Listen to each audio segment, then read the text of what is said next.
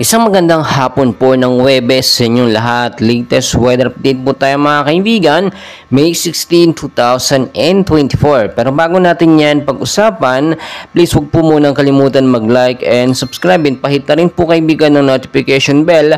Maraming salamat po mga kaibigan. Ang weather system pa rin po natin or SIPDOSIS po na binabantayan ngayon, galing na rin po sa DOST Pag-asa. Meron pa rin po tayong binabantayan na shear line na nakaka-apekto po sa extreme northern Luzon at easterlies naman po ang nakaka-apekto sa ilang bahagi po ng ating bansa. So pangungunahan ko na po kayo mga kaibigan, wala pa naman po tayong binabantayan na bagyo sa loob ng Philippine Area of Responsibility. Upon checking sa labas ng PAR, meron po mga kumpul ng kaulapan or mga cloud cluster na posible pong maging active LPA kung magkaroon po ito ng pagkilos. So narito po yung mga weather condition po natin, yung forecast weather condition, yung mga lugar po na apektado. So makinig po tayong mabuti para alam po natin ang kalagayan ng ating lugar.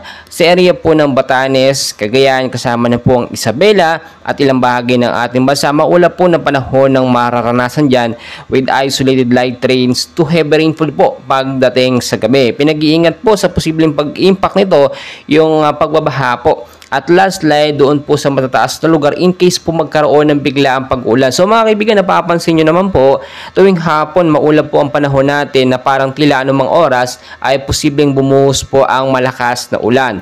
Dulot po yan ng easterlies at shear line, kasama na rin po ang ilang localized thunderstorm.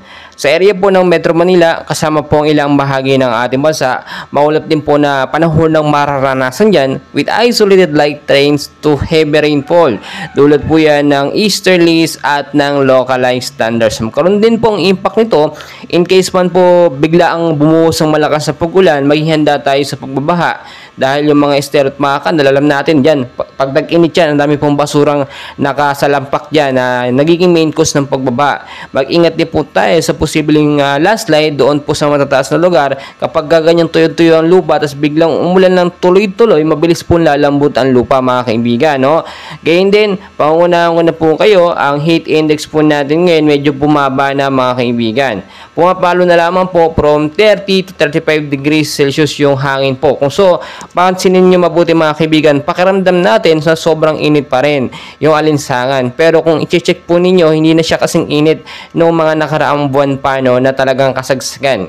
Ayon din po kasi sa Pag-asa, posibleng pumasok po ang isang bagyo bago po matapos ang buwan ng Mayo. So pinaghahanda tayo dahil inaasahan po na itong kauna-unahang bagyo na papasok po ngayon 2024, which is yung inaasahan po natin bagyong Aghon.